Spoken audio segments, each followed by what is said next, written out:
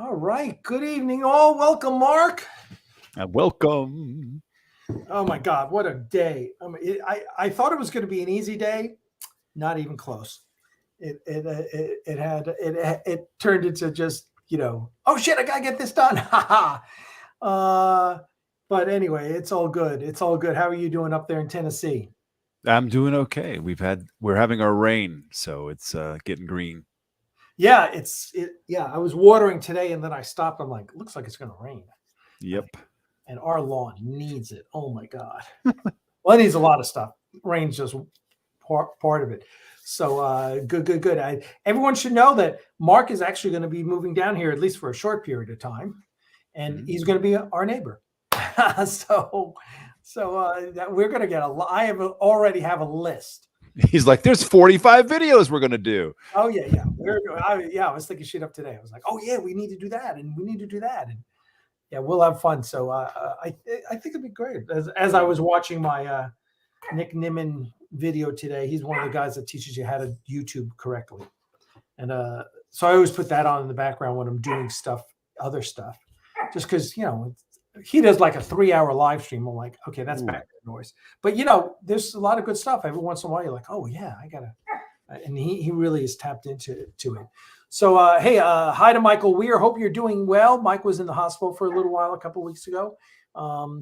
Brian Simpson is in Ventura, California. Hail, Brian. How are you? It's good to see you. Wilhelm is here. Olive Drab, Craig Severis, Hermano Frasia. How are you guys doing? I hope everyone's doing great. We got a lot to talk about. It's Friday night, right? It is Friday night. I've lost all sense of time. Cinco de Mayo. Yeah, and Cinco de Mayo. Yesterday was the 4th. May the 4th be with you. And today, Cinco de Mayo. And Crystal and I didn't even have time to go get at least a Mexican beer. Go ahead, Zoe. You want to get in there? I was reminded yesterday by a Facebook post that those who are in the 501st, that's not a holiday for them. Yeah, I bet. They're like, that's a Jedi holiday. It's not a holiday for us. We're still at work. Yeah, right. Exactly. So, God, have you been watching all the new Star Wars content? If it's on Disney Plus lately, no, I haven't seen season 3 of Mandalorian. No, I didn't actually finish off Andor. You did that's not? How far back. No, that's how far back I am. Oh, you got to go watch Andor. Oh my God, that's such an amazing show. Yeah, it was okay. It got better once we got Mon Mothma in there. I'm like, okay, now it's a show. She's good. He's good too. Stellan Skarsgård's amazing. He probably has the greatest monologue in all of Star Wars. That monologue is pretty good. Shit, man. It's very smart. If I was an actor, or I would absolutely have that as one of my monologues. Fuck Shakespeare. Get that shit in there. Yeah. I mean, that is just epic. I'm always mesmerized when I watch that. It just shows you what a great actor he is. Yeah, so, and he chewed that for every ounce of juice it was worth. It was great. Oh, so good. I love, here's what I love about the shows. I love that the feel of each show is different. Andor is Andor is very, it's very Rogue One. It like totally slides. Right? It's very gritty. The thing I love about Rogue One is how gritty and real it is, It's just, it's so Dirty Dozen, Guns of Navarone. It's like, this is the shit that's happening in war. And I love it. And Andor is like, this is the shit that happens in a bureaucracy that spans the galaxy. Right? Yeah, this is what happens when you have a totalitarian government. Yes. Exactly. So it's crazy, but it's crazy good. I mean, it's amazing, and the visuals are wonderful. Ridiculous. I love The Mandalorian, and I loved season 3. Yeah, there were parts in the middle that were, that were less than ideal, but I loved it. I thought it was great, and there are people just whining about it. Weir loved it. How about you? You saw it all, right? You said you saw all of season 3? Oh, you have. And it was season 2 for me. Oh my God. Well, you're in for a treat. Especially the finale. The finale is wonderful. So I won't spoil it for you. Although your spoiler timing has run out, man. Well, it may be some time before I jump back into Star Wars at the moment, because I've got a few other things on the plate, like, I don't know, Axanar. Yeah, and I know. Well, that's so you can. I'm going to drag your ass over to our place, and we'll sit down and watch it. There we go. Yeah, week we'll watch it. The so funny. Yeah, I'm a huge Kay Seckle fan too. And I've met her a couple times. At once at a party, my friend she was with Carl Urban of all things. Oh my goodness! So I got to meet both of them, and the funny thing is, so I was, we did the Battlestar Galactica auctions back in 2009, and one of the things we had to do was everyone on the cast sent the producer Todd, like, this is what I want, and she wanted her helmet, right? And so she had two helmets, and we're like, oh, which one? Let's make sure she gets the better one. And her name was under, and it was actually the one we sent her was Kat's helmet as well, right? Multiple people used the helmets. There were only a limited number of helmets. So it said Kat, but if you picked up the lining, it was because the assistant prop master, who's one of my best friends, was working with us, and he picked up, he says, look, under here, he picked up the padding at the top, and it said Katie, number 1. I was like, that's it. So we sent it to her, but we didn't tell her that. We said, this is yours. And so she sees Kat's name and she says, that wasn't my helmet. So she's been saying on like all media. So finally I saw her at the party, and I said to her, Katie, I'm the guy that sent you the helmet. It's your helmet. Pick up the padding and look underneath. And so yeah, that's it. But she's great, and she's really good in Mandalorian, I think. Yeah. So yeah, the little bit I saw her in season 2 is ridiculous. Yeah, she's really good. And there's our someone always asks once in a while. Someone always asks. Bentley, it will not be before year's end. We're targeting San Diego Comic-Con 2024, but we're working on it. And the beauty, we're going to go over it. We're going to show you some scenes from the assembly, some still images, no scenes. You don't get any scenes. But just to show you what we're doing. We've made huge progress. So we're now at the point now that Mark is, and that's why Mark's here tonight to talk about it, is we're going to tell you what we're doing as we drive towards a big shoot in Atlanta in August. A couple of them, I think. Well, I think we're going to, we can either do a 2-day shoot in LA and a 2-day shoot in Atlanta, or a 3-day shoot in Atlanta. And that's kind of what I'm leaning for right now, because I know we have certain actors available at that time. Right. And, so that's where we're. Okay, so let's talk about. First of all, and we got most of the regulars here. First of all, why don't you, Mark, tell everyone what we're doing right now? What is happening? What is happening that's different than where we were 6 months ago? Ooh, 6 months ago, right? So 6 months ago was December.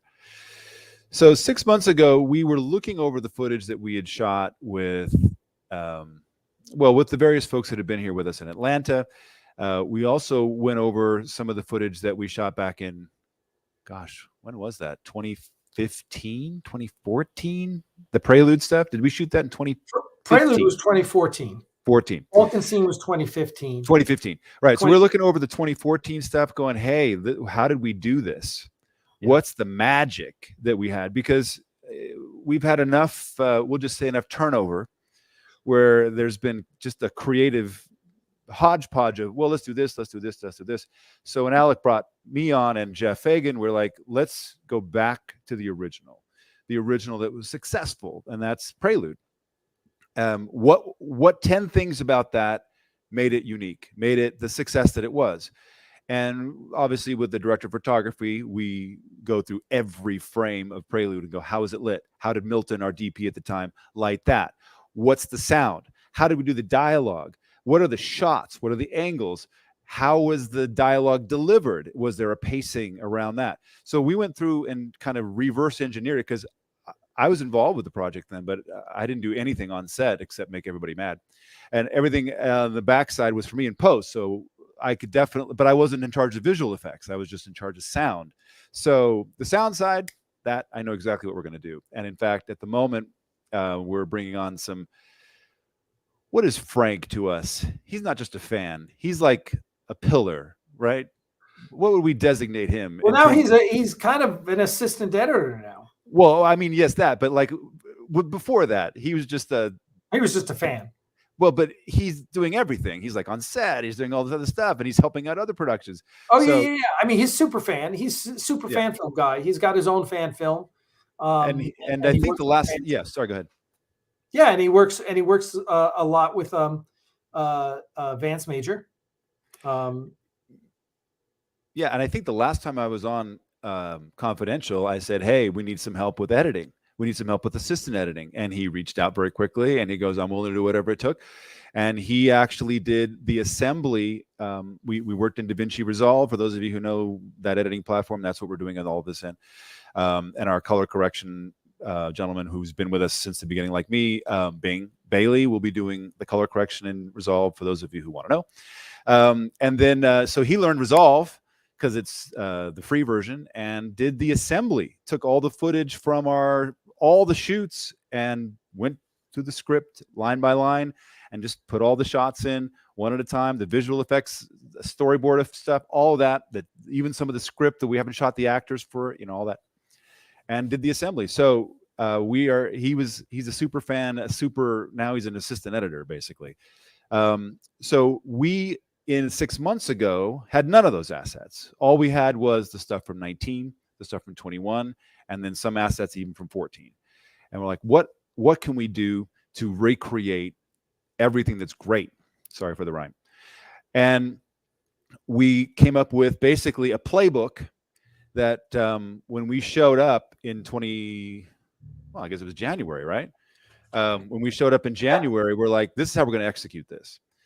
And Alec, can I talk outside of the script? Because we did some things that aren't in the script. Can I talk about those? Because you use some of that stuff in your trailers. Sure. Okay. So what we realized is, in order to stay within the guidelines and to tell a really sharp story with our Axanar proper, that some of the great scenes that were in the original script, which obviously we're not allowed to do, we broke off into what we're calling vignettes. Now, some of these vignettes are not in the documentary style. And if you've watched any of the trailers of some of the stuff we shot in January, you're like, that doesn't look very documentary style. No, it's not. So we took our playbook from what was Axanar Prelude and applied it to, let's do this. Let's do some serious narrative recreation of what was. And we've got a couple of those that we're very excited about. We didn't have any of that 6 months ago. And now we have multiple vignettes. We have an absolute lock. Well, I'd say 99% lock on the first episode.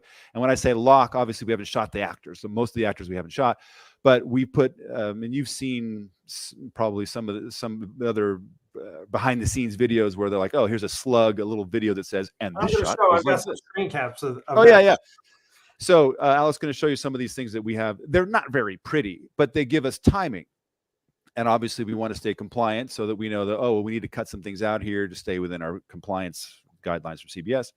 So, and also what's really great, because we're so ahead of the game on our shoots, we've got assemblies on episode 4 and 5, and we're able to actually alter the script as we watch these slugs go by. We're like, that's too long, or let's change this line to fit with them. Because when you look at something in a script and read it, even out loud, it's very different than watching it on the screen and seeing some of our visual effects folks, pre-visualizations, however crude they might be, go, this happens here. This Klingon does this with the Federation. Like, oh yeah, let's change these dialogues. Let's move this actor around. Let's add this in.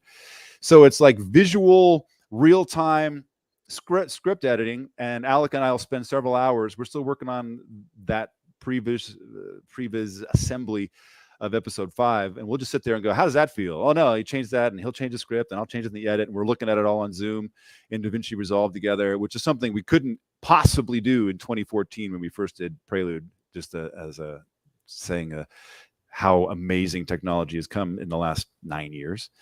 So we're basically, in my mind, on the tip of the spear, so to speak, of the creative process, basically aligning our creative ideas together in a very rudimentary form, but honing the script in such a way that when the actors finally show up in Atlanta, we don't have to waste any time. We know exactly what to do. And the best part is integrating our little slugs with the footage that we have already. We get a really strong sense of flow, like how these lines probably need to go.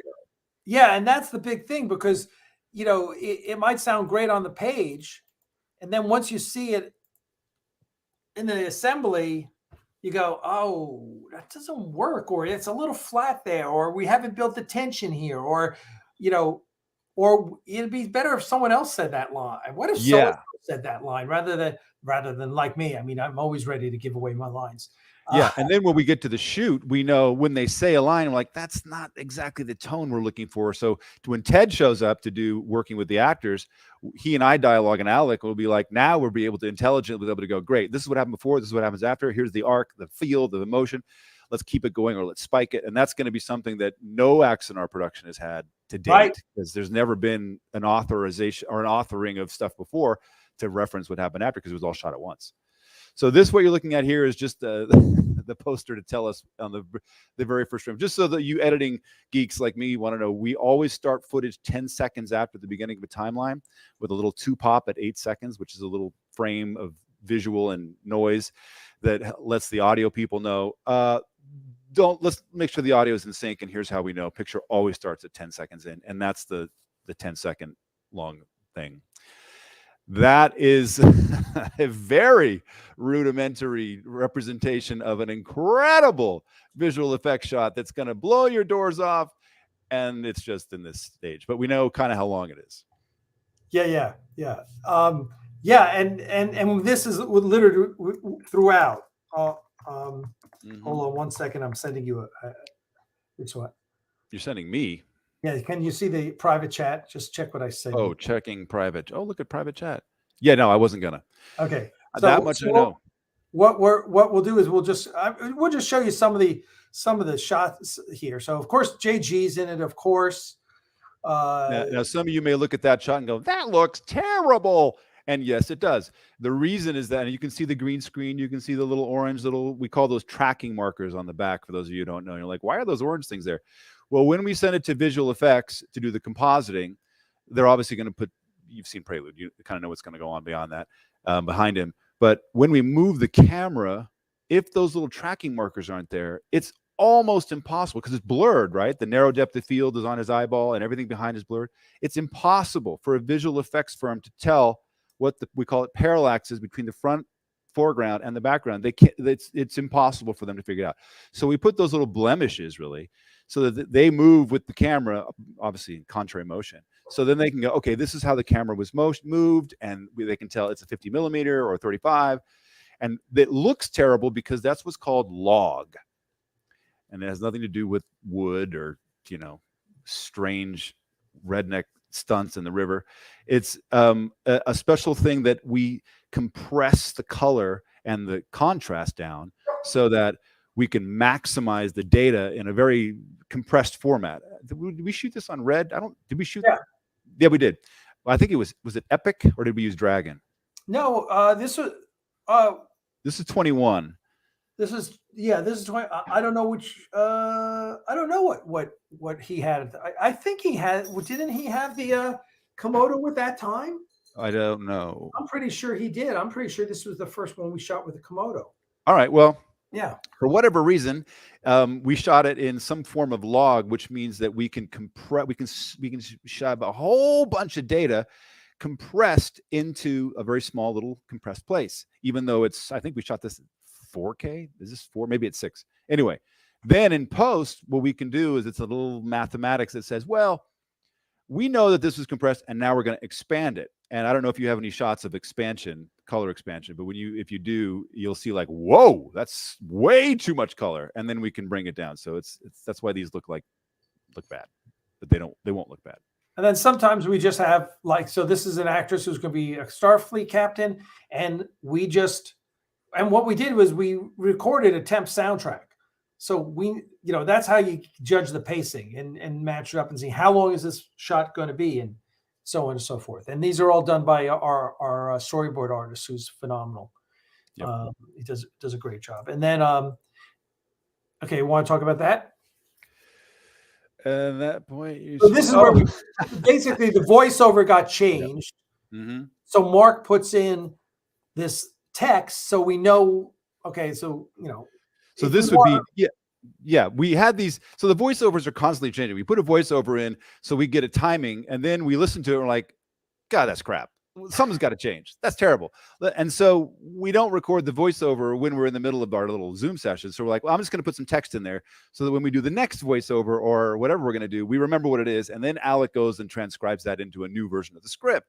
So as annoying as that text is, and of course, for those of you who know, that's just a shot from Prelude. So whenever we put Garth, wherever Garth, because we haven't shot Alec yet, but we put Alec in as a little piece, and then we put the text over, going, okay, we need to enter this into the script, and it's a weird, bizarre way that I've never done before to be in a creative commerce with a producer for the first part who's so intent on making it right and be creative with me, that we've literally invented this system. It's bizarre, but it works. And if you look at this edit from end to end, you're like, that looks terrible, but it feels right.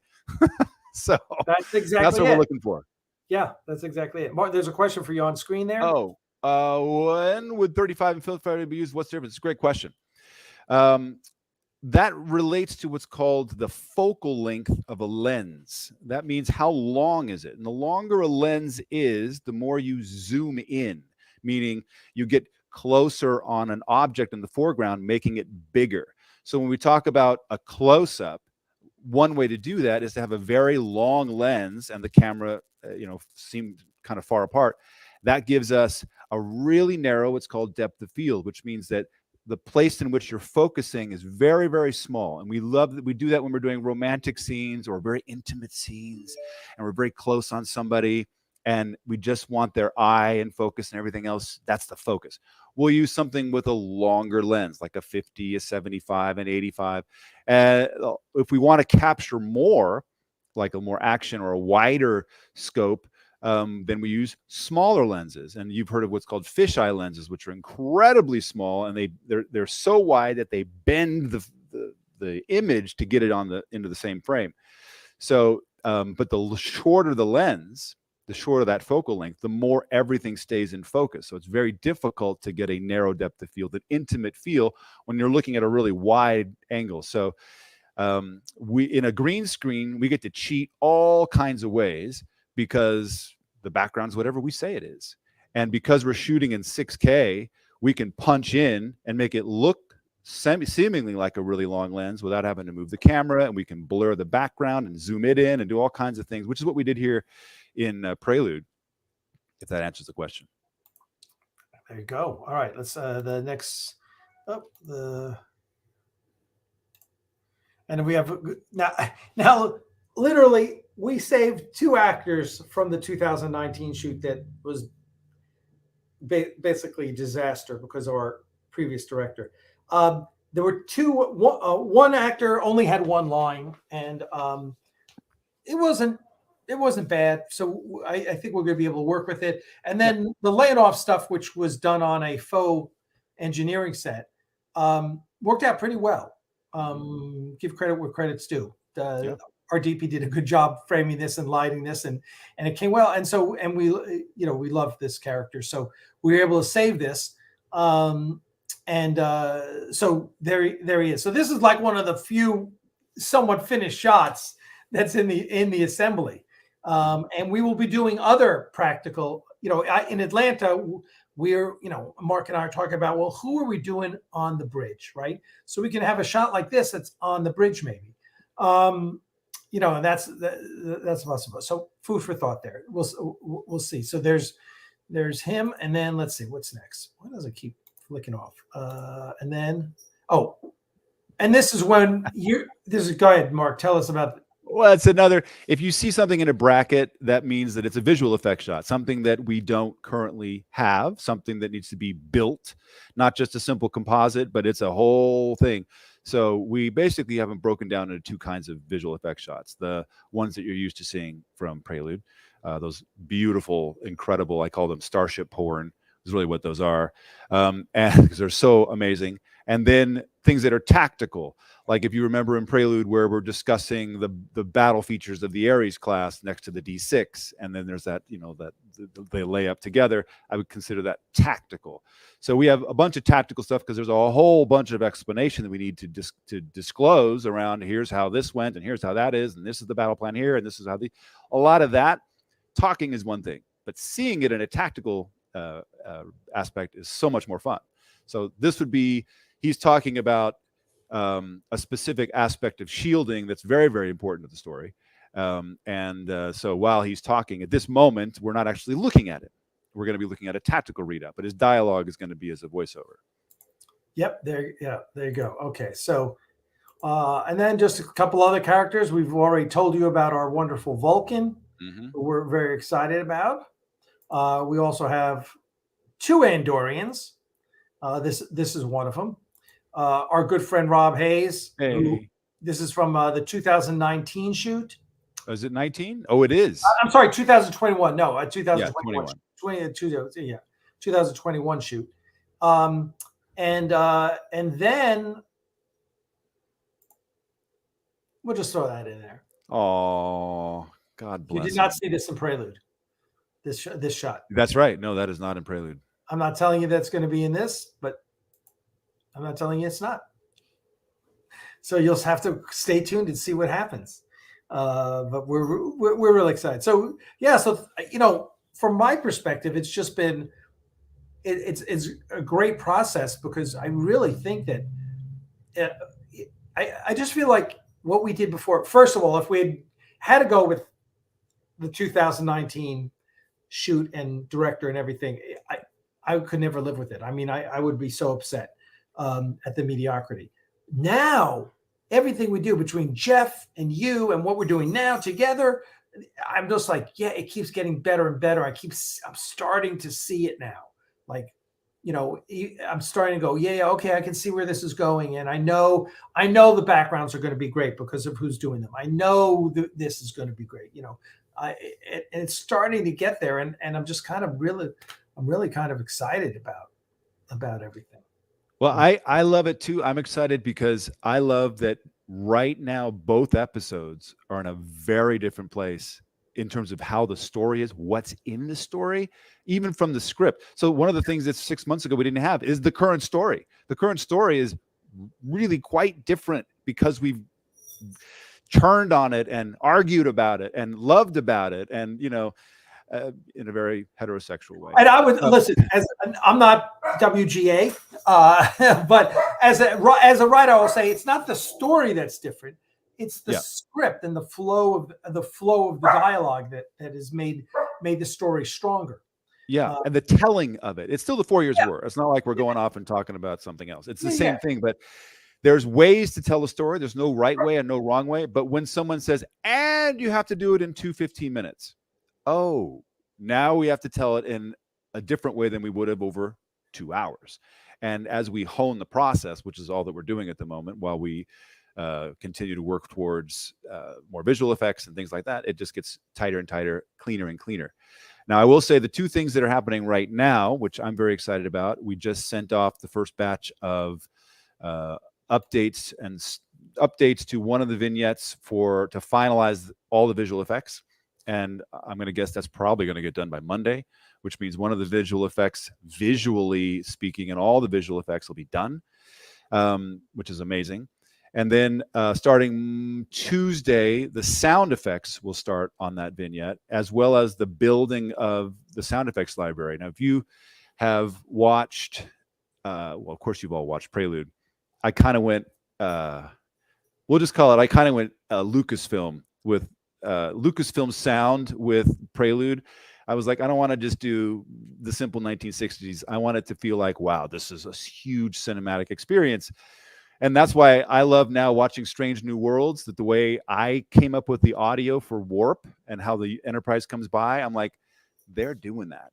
And the other thing that Frank Serafini, may he rest very well, did for us in Prelude when he did the orbital phasers, and you might have heard me say this before, is that he's like, Mark, and this is a dude who did all the sound effects for TMP, who got an Oscar for Hunt for Red October, who did the sound effects for Tron, okay?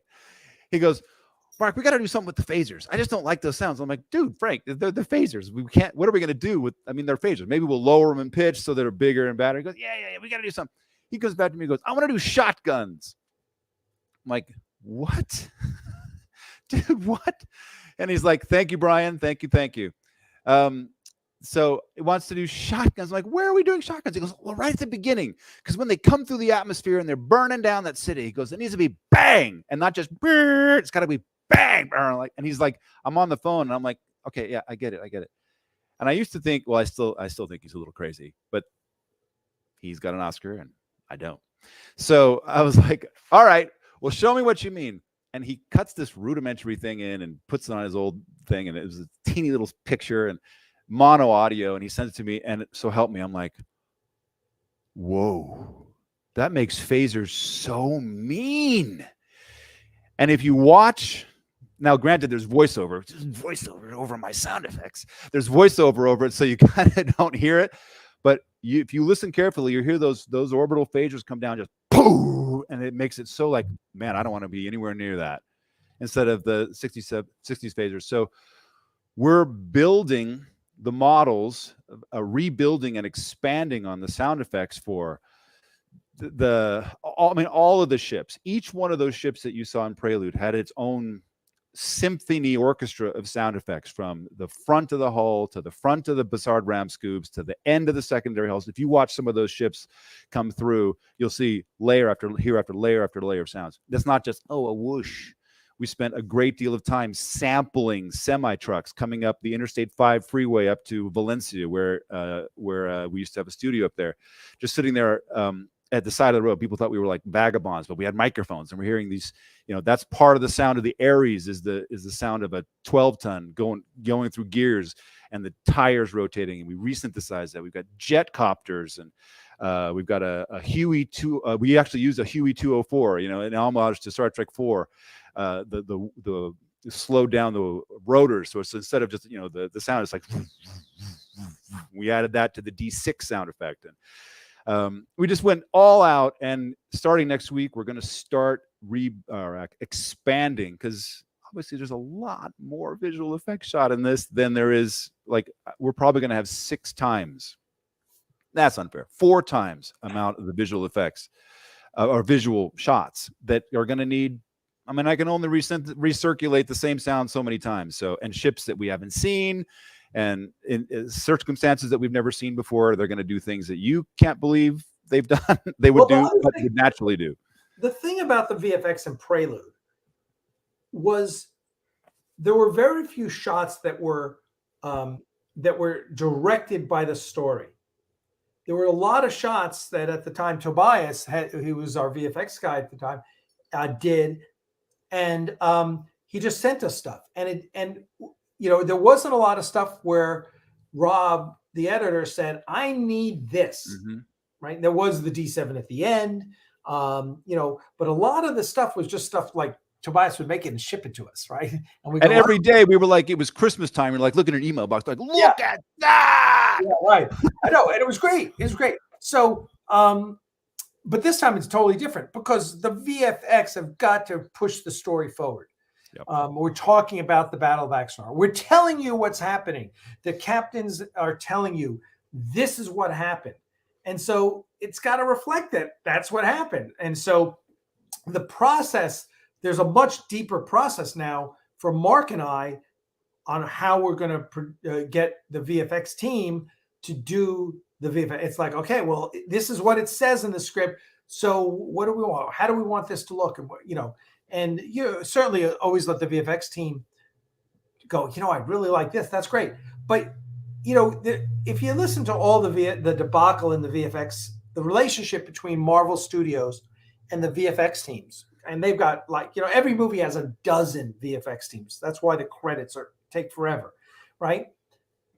And the biggest complaint, besides they're overworked, the VFX teams all complain they're overworked, which is probably why Victoria Alonso got fired. But the biggest complaint is that they don't have enough direction.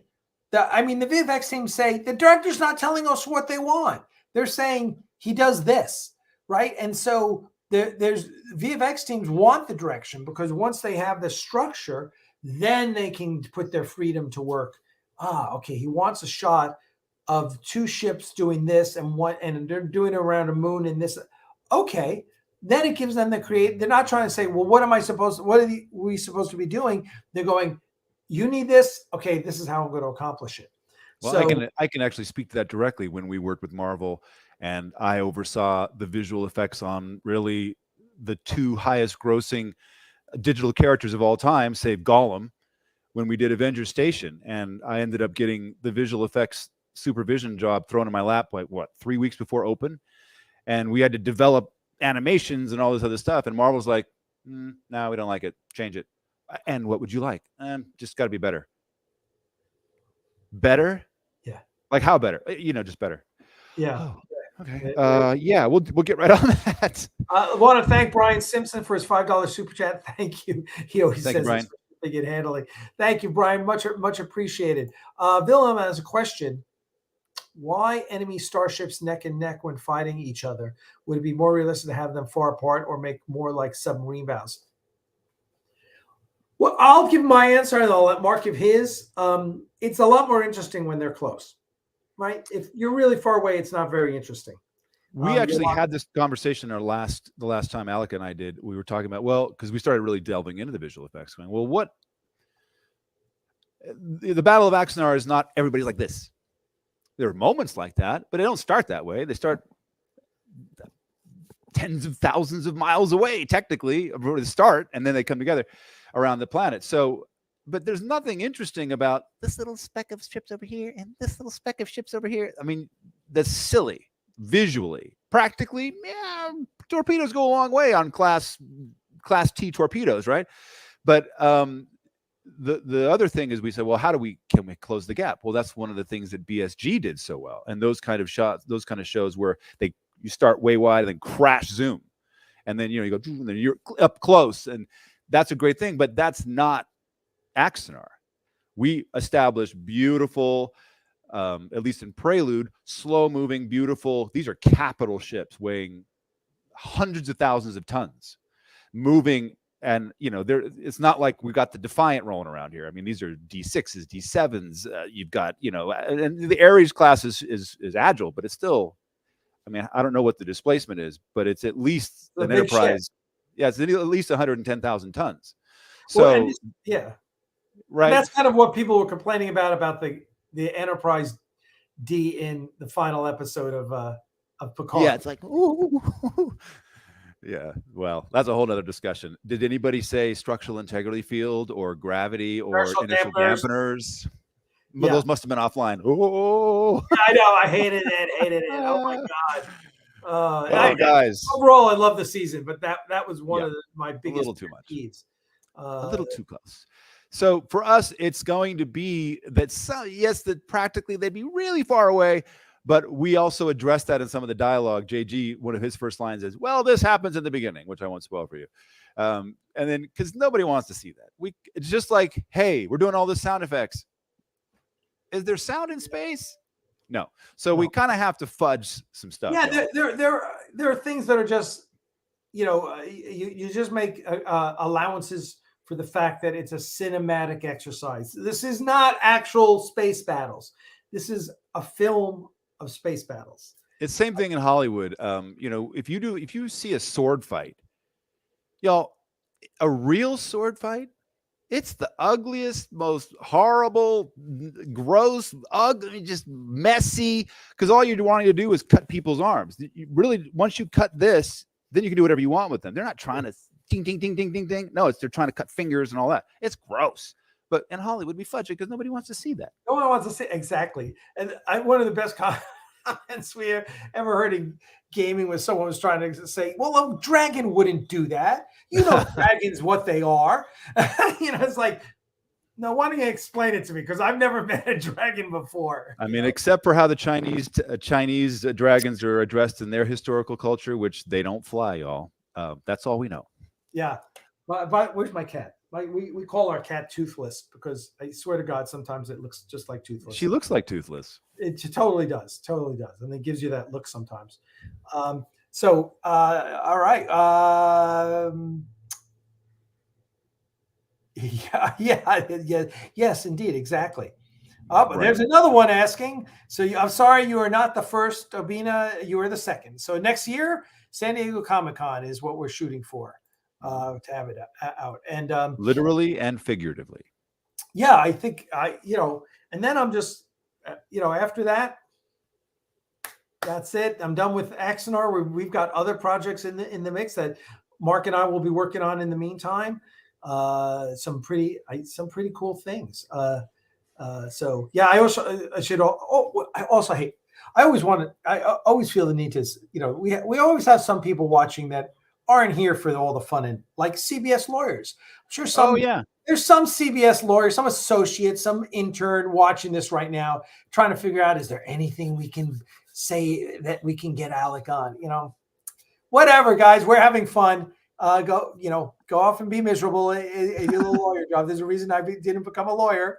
I wanted to do fun things like Axanar. Here's an interesting thing also. If we had not done Axanar, if we had not pissed off CBS so much in our doing Axanar, I would be doing all the auctions for CBS for Star Trek. Hilarious. That's hundreds of thousands of dollars in revenue that I bypassed. And you know what? I don't give a shit. Because, one day when I pass, they're probably going to put on my tombstone, creator of Axanar, right? And that's probably what I'm going to be known for. I mean, we did amazing stuff with the Battlestar Galactica auctions. I mean, I've got a legacy in the auction business, but no one's, I don't want on my tombstone, oh, he sold all the Star Trek shit. Who gives it's freaking stuff. It's money, right? No amount of money is going to buy me the satisfaction of having made Prelude to Axanar with some amazing people. Let me say this, y'all, about Alec. And I have had to stand up against many foes who say, well, Alec is, all that. And I'm like, well, let's just call a spade a spade. Alec's my friend, and he's always going to be my friend. And he and I have argued. We've argued publicly. We've gone after each other publicly, and we apologize, and we tell each other the truth. So that's what friendship's all about, whether you like it or not. But I will tell you something that most of you don't realize, and that is that, and he's not going to ever say it, but I'll say it. There's a reason why on January, day one, when we were having the safety conversation for all the crew when we were about to shoot, that when he was talking, he broke down into tears and had trouble getting words out. Because it's not just a matter of, I just like Star Trek. I love the FOSSA 4 Years War. I think somebody should get this out. I want to screw CBS. I want to make better Star Trek. All of that may be true in various levels. But what's most true is you can always tell the commitment of somebody by their results. And A, Prelude got done. B, we were just talking about the original trailer that we made for Kickstarter way back with Ryan and Richard and Sven Camp. So all awesome. of this, and that turned out great. We're all 100% committed, but no one is more committed than Alec, because no one has put more of their personal funds and sacrificed their personal potential earnings in order to do this. No one. And I'm going to tell you, and I'm just the bald white guy, but I'm going to tell you that Alex probably put in, if we calculate what he's left on the table, what he could have done, and what he's actually put in, probably $1 million. That's what I'm going to tell you. And that's his commitment level. Of my life. Next year will be 10 years that I've been working on this. And I haven't been paid. I've made money in other things, but Axanar hasn't paid me a dime. And yes, they haven't paid me a dime. The studio has cost me a fortune. And so for those who are like, labor of love, and where does that live? With Alec, when we say all in, he's hurt himself financially and obviously gone through a great deal of personal shame and personal victory as well to make this. And so when we're like, we're all in to make this happen, that's what this means. And no one's more all in than Alec. Oh, thanks. And listen, as I always say, as everyone here knows, I don't take all the credit for Axanar. I may be the creator, I may be the face of it, I may play Garth, but man, it wouldn't be great unless we had so many great people working on it. I mean, it could have been with all due respect to all other fan films, but it could have been just another fan film. The difference was who we had working on it. That's who we had, we had an Academy Award winning makeup artist working on it. We had, you and Frank doing the sound. Academy Award winning in sound. Yeah. I mean, right. And we had amazing actors, right. And then we had so many passionate fans who either donated or came and volunteered. I mean, there were so many great people, and this is the one thing I'll also say, when you mentioned January and the safety meeting, is when I broke down was when I was talking about everyone who had showed up there and everyone who had worked on the project, because that's the part that touches my heart, is that there's so many people. Believe me, so many people have written us off, right? A lot of people. I would say 65-70% of the fans are like, we're waiting, come on, we're here for you. And then you got like 25% who are just whining and complaining or have given up. They're like, you're never going to make it. Whatever. The one thing you don't do is, I don't judge myself against others. I judge myself against myself. Like, am I doing the best job I can do? And I constantly feel the answer is no. I mean, if you watched a day of my work here, because I'm usually in the living room in front of the TV. And so what is on TV when I am working? YouTube. First of all, it's YouTube. Self-improvement videos, Tony Robbins, Gary Vee, or it's how to be better on YouTube, or things on filmmaking, or it's all stuff at my age, 62. I'm like, I don't know enough. I'm not good enough. I got to keep learning, keep getting better. I just fucking listened to an amazing podcast about Alzheimer's syndrome and the origins of it and what are the causes of it and how to reverse it. I don't suffer from Alzheimer's. My mom does. So I'm like, oh, this might be something that's interesting and worth knowing about, right? I'm always about getting better and improving. And, listen, I'd love to make more money, but I'm not going to make it making Axanar. I'm not going to make, right? Axanar is a sinkhole. It's not a profit center, and the studio isn't a profit center. So there are other things that I have to do, and I'm more than happy to do them because I get to work with great people, and we have great fans, and that's it. That's what's important. Tony Robbins said, and he says a lot of great things. One of the things he said, I'll never forget, he said, the quality of your life is the quality of your relationships. Yeah.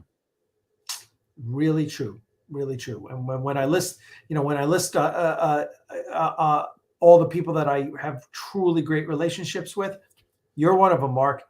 Thank you. You and I go way back. And, it's, listen, I was talking to JG Hertzler day before yesterday. And he's, and he had a little trial and tribulation with creation conventions.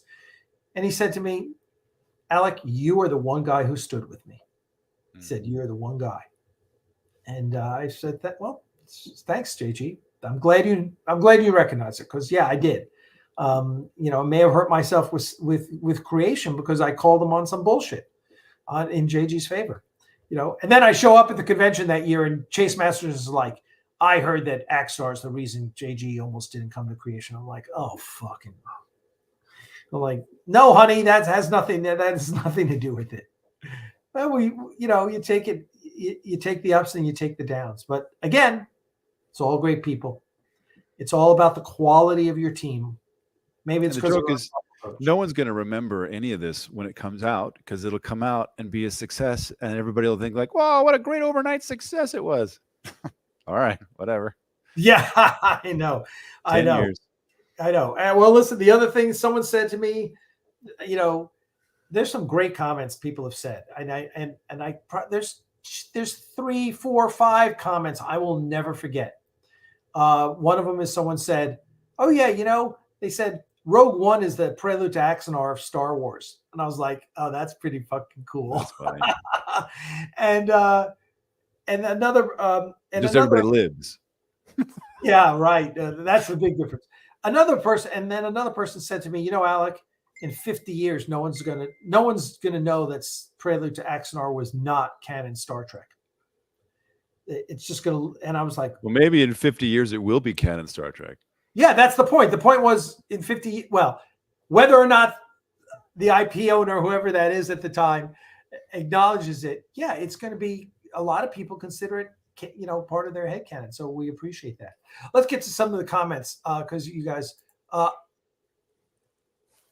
no, there are going to be 2 more episodes. This is what we're allowed by the CBS settlement agreement, just like all fan films. Let's see. No, because CBS hates us, and they would not let the USS Ares anywhere near. I mean, the CBS wants to bury Axanar. Believe me, they actually are trying to destroy me. They absolutely hate the fact that we're doing so much good for the Star Trek community. They hate it. Go figure.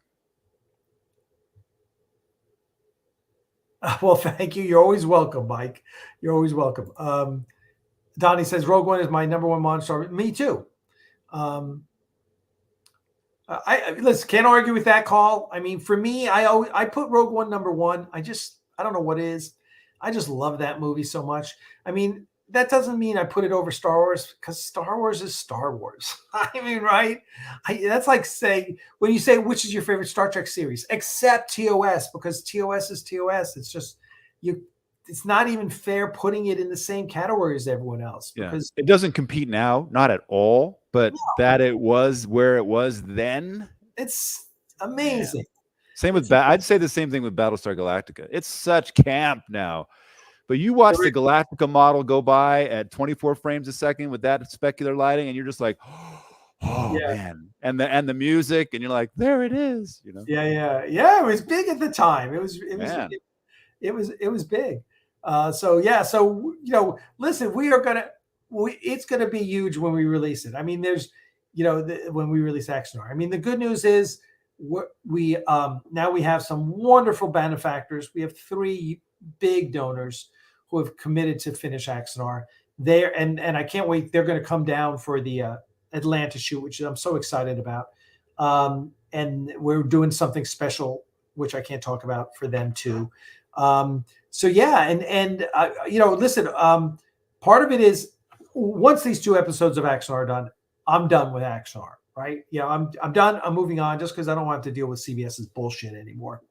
But there are other people who want to do stuff with Axanar, and they are more than one. As I said, it's open source Axanar. We already been open sourced. Yeah, we already have Interlude. We already have the animated puppet parody Prelude to Axanar. Josh Irwin, our good friend, is making an Avalon Universe Axanar episode. Crystal's going to do a couple things. You're probably going to do something. There's going to be other people, and we're going to encourage that, and we're going to say, do it. Come use our set. Come whatever, however I can help, because I want to see more. Probably because it just pisses CBS off, but really because we love Star Trek, and we're huge fans, and it's a shame CBS doesn't understand that, and but we'll see. We're almost done here. Boom. But speaking of CW, I understand that 8 CW station, including, will become independent stations come September. Oh, it has CW stations. Is CW part of CBS? I didn't know.